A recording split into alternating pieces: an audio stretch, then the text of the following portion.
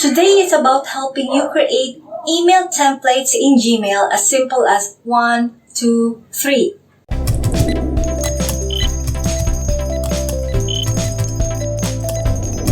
Hey there believers, Connie here from Freelancing with Faith YouTube channel. Today we're going to talk about how to create email templates inside your Gmail account. But before that, if you're interested in learning how to build your online freelance business within the teachings of our Lord, our Creator, and our God, make sure to subscribe to our channel and click the bell to get notified immediately once we publish videos. Why do we need to create email templates? Well, I can give you only one but very important reason. It's to save time and increase productivity. How is that possible? 3 reasons. Number 1, email templates are good to have when you're sending the same email messages regularly. Like, for example, if you're sending cold emails to your prospects, to your ideal clients, and offering the same services, creating email templates will give you more time to send more emails to more prospects and giving you more opportunities. Number 2, you won't need any third-party apps where you have to go outside your Gmail account and log in to a different app just to send those email templates. Number 3, if you don't have email signature set up yet on your Gmail account, you can actually add a personalized email signature inside your email templates. Now, let me share with you my screen to actually demonstrate how to create email templates in our Gmail accounts. So hi there believers, I'm in my screen now. Here is my screen. As you can see, the things you have to prepare first are, number 1, of course, you have to already compose your email message, okay? And number 2, you should also prepare your subject. And number 3, if you want, you can add your email signature. So that's the 3 things that you have to prepare when composing your email messages. Now you can also edit it and, update the template, of course. So what we would do here is, I'm on my Gmail. So before we compose a message, which is usually in the upper left-hand corner of our Gmail, kapag hindi natin nakita yung template, we're supposed to see the template here above the label name. So since wala siya, we need to enable it first. So what we would do is, let's close this one first. Let's close this one. Go to settings, then see all settings. Punta tayo dito sa advanced, and then templates. So yung templates, this is the thing that we're looking for. So we need to enable that. And then save changes. Para makikita natin yung templates na option when we compose same messages. So let's click compose again. There. And then, let's click the 3-dot icon ulit dito sa lower right-hand corner and then choose the template. So, dito tayo gagawa ng bago. So, since wala pang akala tayong ginagawa, let's compose the message first. So, for me, for example, ito na yung message ko. In order for us to fasten the process, meron na akong ginawang message. So, kunyari, ito na yung messages ko. Yan na siya. Ayusin ko na lang. So, yung hey ko, hey, syempre, re-replacean mo ito ng name ng kung sino man yung i-email mo. Okay? And then, format it. So, make it look professional, of course. Hey, if you're getting value out of this video, make sure to click that like icon.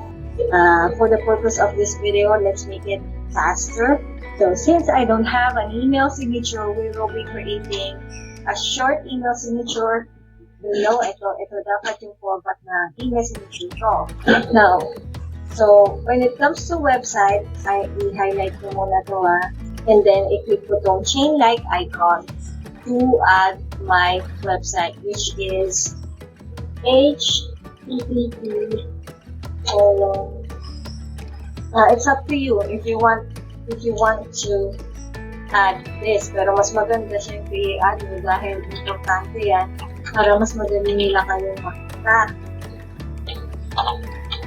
So there, that's what's going to appear. If we check, and make sure to press the link para naman malaman natin kung gumagana yung website, diba? Baka naman hindi pala. Okay, so gumagana. Okay, so balik na tayo doon. And then click OK. The same thing goes dito. Halimbawa, i-fast forward na lang natin. I will update the link. Okay, so this is my updated signature.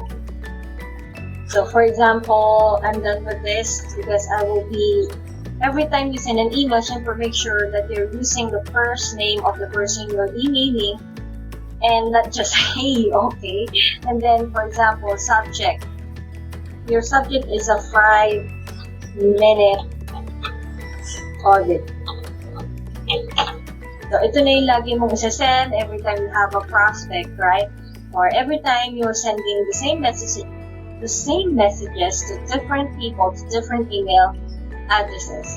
So what you can do is there, compose the message first, and then go to the triple dot in the lower right hand corner, and then click templates, and then save draft as template.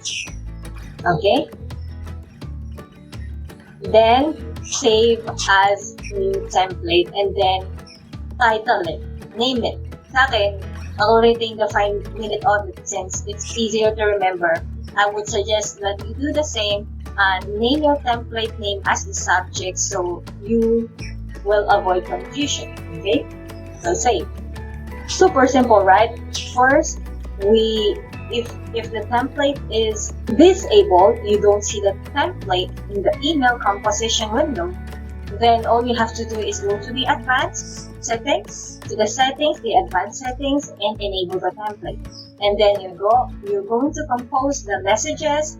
If you want, you can also customize your signature. So like for example, here I'm going to make the text bolder, okay? And then that's it. You save the message as draft template and you name it according to your subject. So what's next? So halimbawa, na-save na natin yung template, di ba? Ito mangyayari niyan. So, kunyari, tapos na ako, nag-send ako kay blah blah blah. So when you compose again, so for example, you're emailing to a different client, to a different email address.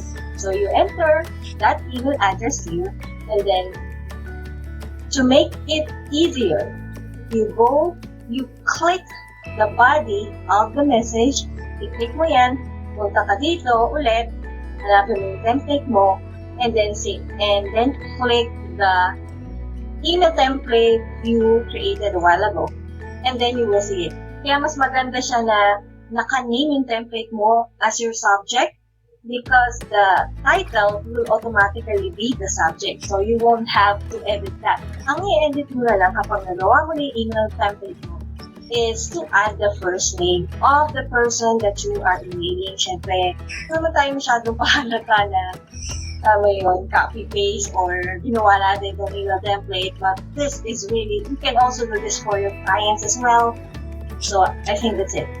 And there you go. You can also watch this video when it comes to creating your email signatures using Gmail. Do you like to see more videos like this? Share in the comments below which topic or what type of tutorial you'd like to know about, and I look forward to connecting with you.